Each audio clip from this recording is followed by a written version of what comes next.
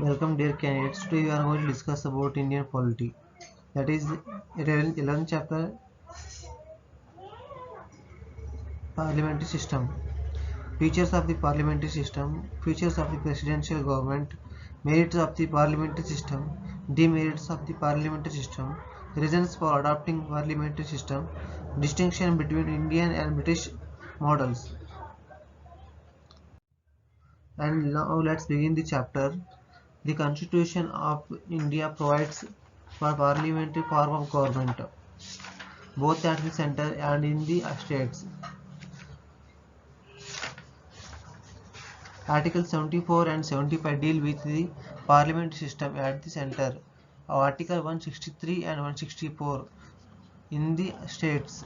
Modern democratic governments are classified into parliamentary and presidential on the basis of the nature of the relationship between the executive and the legislative organs of the government. The parliamentary system of government is the one in which the executive is responsible to the legislative for its policies and acts. The presidential system of government, on the other hand, is one in which the executive is not a responsible to the legislature for its policies and acts, and is constitutionally independent of the legislature in respect of its term of office. The parliamentary government is also known as the cabinet government or responsible government or Westminster model of government. It is prevalent in Britain, Japan, Canada, India, and among others.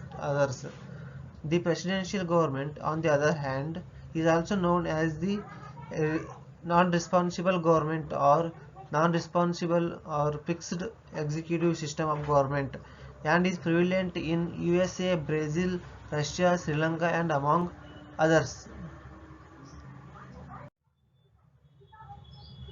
Ivor Jennings called the parliamentary system as the cabinet system because the cabinet is the nucleus power of a parliamentary system. The parliamentary government is also known as the responsible government, as the cabinet parliament and stays in office so long as is not the real executive is accountable to the enjoy the letter confidence. It is described as Westminster model of government after the location of the British Parliament, where the parliamentary system is originated. In the past, the British constitutional and political experts described the Prime Minister as a primus inter pares, that is, first among equals, in relation to the cabinet. In the recent period, the Prime Minister power, influence and position have increased significantly. Vice the cabinet he has come to play a dominant role in the British political administrative system. Hence, the later politic analysts like Crossman, Mackintosh, and others have described the British system of government as prime ministerial government. The same description holds in the Indian context too. Next is the features of the parliamentary government. The features of the principles of parliamentary government in India are: first one is the nominal and real executives. The president is the nominal executive, that is de jure ex executive or titular executive, while the prime minister is the real executive, de facto executive. Thus, the president is the head of the state, while the prime minister is the head of the government. Article 74 provides for a council of ministers headed by the prime ministers to aid and advise the presidency in the exercise of his functions. The advice so tendered is binding on the president. Second one is the majority party rule of the political party, which secures high majority seats in the Lok Sabha, forms the government. The leader of the party is appointed as the prime minister by the president. Other ministers are appointed by the president on the advice of the prime minister. However, when no single party gets the majority, a coalition of parties may be invented by the president to form the government. Third point is the collective responsibility. This is the bedrock principle of parliamentary government. The ministers are collectively responsible to the parliament in general and to the Lok Sabha. In particular, Article 75. They act as a team and swim and sing together. The principle of active responsibility implies that the Lok Sabha can remove the ministry, that is, Council of Ministers headed by the Prime Minister, from office by passing a vote of no confidence. Vote of no confidence. The fourth one is the political homogeneity. Usually, members of the council of ministers belong to the same political party, and hence they share the same political ideology. In case of coalition government, the ministers are bounded by consensus.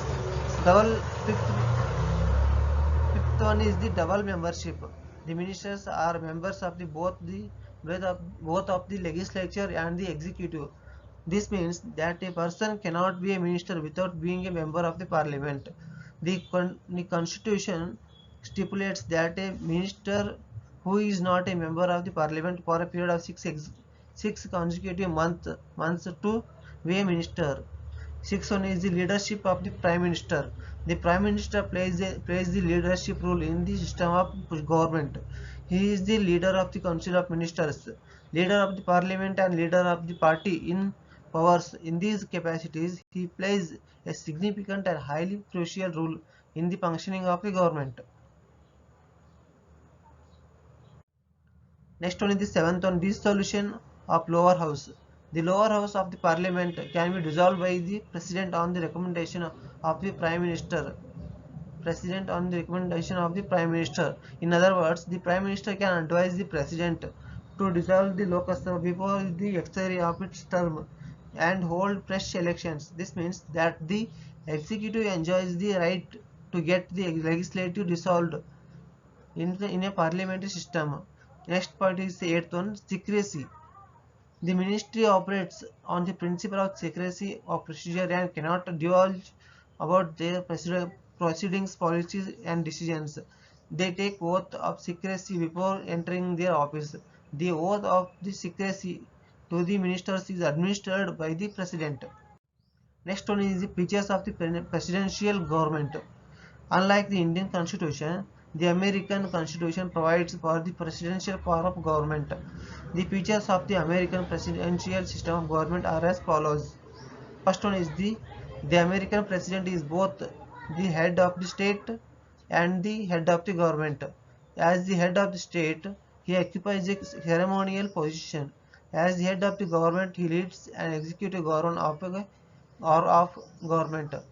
The second point is the president is elected by an electoral college for a fixed tenure of 4 years. He cannot be removed by the Congress except by impeachment for a grave unconstitutional act. Option C. Third point, the president governs with the help of a cabinet or a smaller body called kitchen cabinet.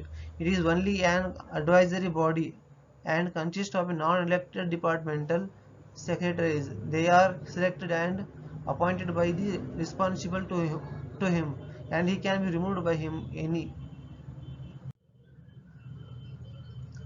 Fourth one is the president and his secretaries are not responsible to the government Congress for the acts. They neither possess membership in the Congress nor attend its sessions. Option E. The president cannot dissolve the House of the Representatives, the lower house of the Congress. The doctrine of separation of powers is the basis of the American presidential system. The legislative, executive, and judicial powers of the government are separated and vested in the three independent organs of the government. Next is the merits of the parliamentary system. The parliamentary system of government has the following merits: harmony between legislature and executive. The greatest advantage of the parliamentary system is that it ensures more harmonious relationship and cooperation between the legislative and executive organs of the government. The executive is a part of the legislature and both are independent at work. As a result, there is a less scope for disputes and conflicts between the two organs. Second one is the responsible government. By its very nature, the parliamentary system establishes a responsible government. The ministers are responsible to the parliament for all their acts of omission and commission. The parliament exercises control over the ministers through various devices like question hour, discussion, adjourn motion, no confidence motion, etc. Prevents despotism. Under this system, the executive authority is vested in a group of individual council of ministers and not in a single person. This dispersal of authorities checks the dictatorial tendencies of the executive. Moreover, the executive is responsible to the parliament and can be removed by a no confidence motion. Fourth point is the ready alternative government. In case of the ruling party loses its majority, the head of the state can invite the opposition party to form the government. This means an alternative government can be formed without a fresh election. Hence, Dr. Jennings says the leader of the opposition is the alternative prime minister. Fifth point is the wide representation. In a parliamentary system, the executive consists of a group of individuals, that is, ministers who are representatives of the people. Hence, it is possible to provide representation to all sections and regions in the government. The Prime Minister, while selecting his ministers, can take this factor into consideration. Next one is the demerits of the parliamentary system. In spite of the above merits, the parliamentary system suffers from the following demerits. First one is the unstable government.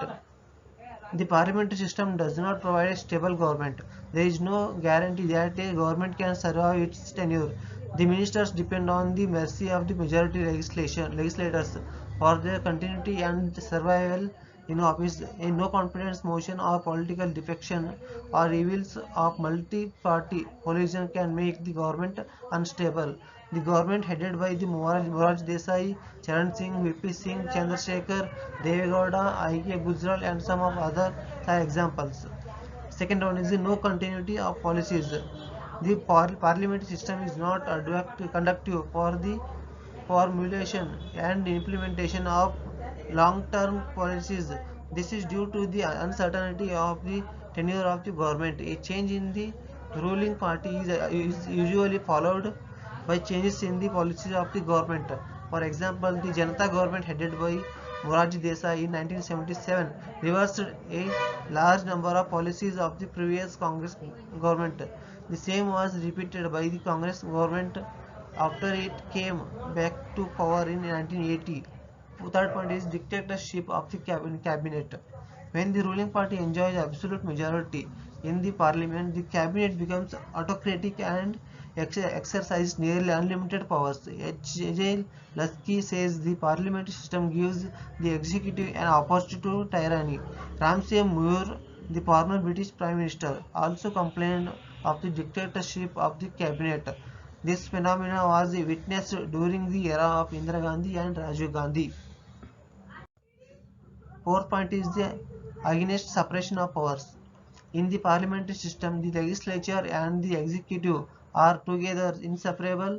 The cabinet acts as the leader of the legislature as well as the executive.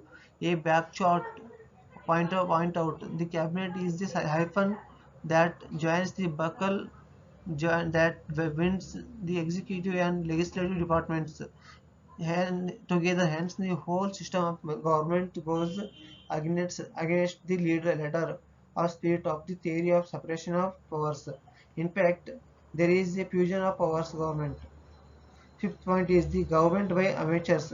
The parliamentary system is not a conductive to an administrative efficiency as the ministers are not experts in the fields. The Prime Minister the Prime Minister has limited choice in the selection of the ministers. His choice is restricted to the members of the parliament alone and does not extend it to external talent. Moreover, the ministers should devote most of their time to parliamentary work, cabinet meetings, and party activities. Next is the difference between comparing between the parliamentary system and presidential system.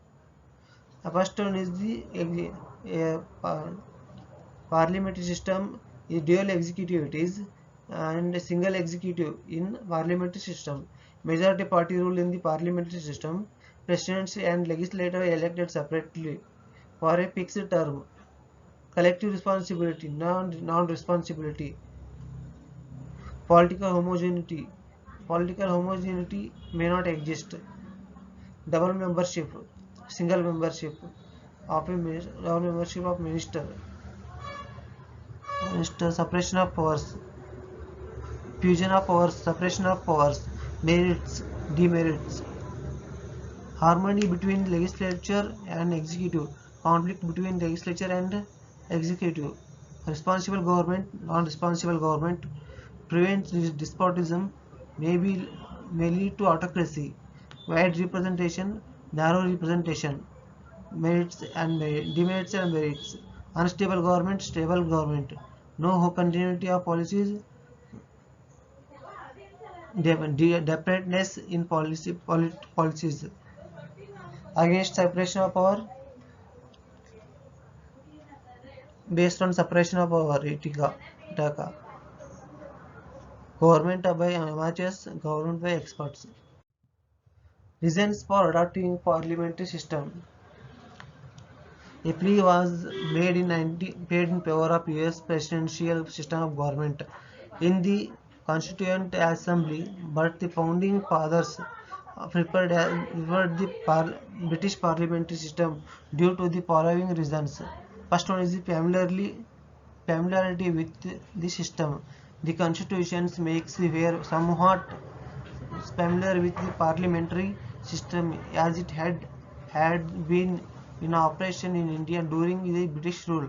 K. M. Munshi argued that for the last 30 or for 40 years, some kind of responsibility has been introduced in the governance of this country. Our constitutional traditions have become parliamentary.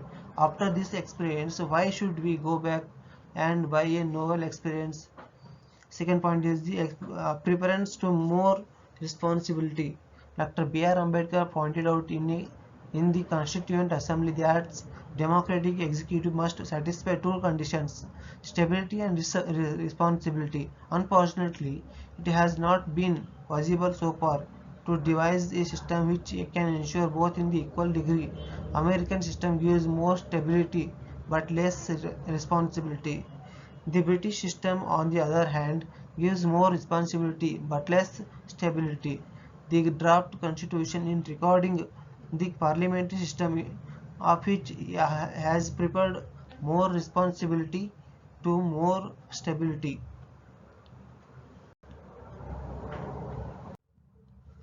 Need to avoid legislative executive conflicts. The framers of the constitutions wanted to avoid the conflicts between the legislature and the executive which are bound to occur in the presidential system prevalent in USA.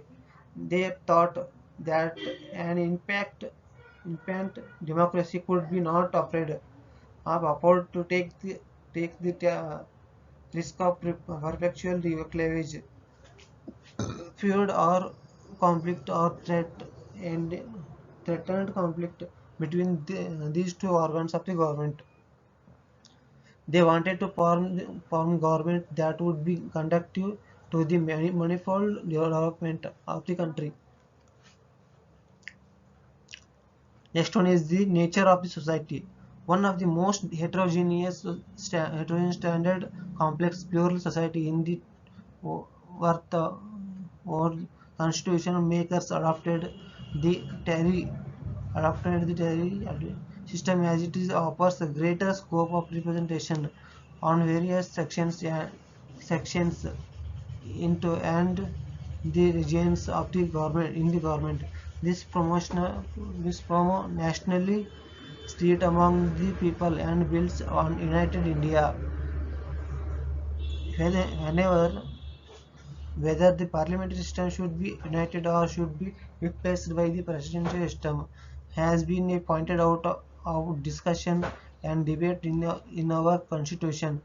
The 1970 this matter was considered in detail by the Swaran Singh committee appointed by the Congress government in 1975. The committee opined that the parliamentary system has been doing well and hence there is no need to replace it by the presidential system.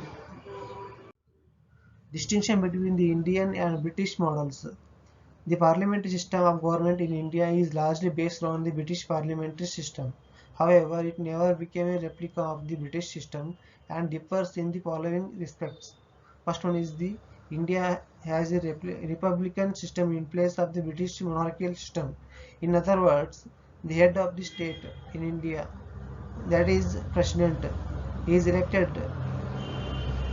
while the head of the state in Britain, that is king or queen, enjoys a hereditary position. The British system is based on the Hare doctrine of the sovereignty of parliament, while the parliament is not supreme in India, enjoys limited and restricted powers due to the written constitution's federal system, judicial review and fundamental rights.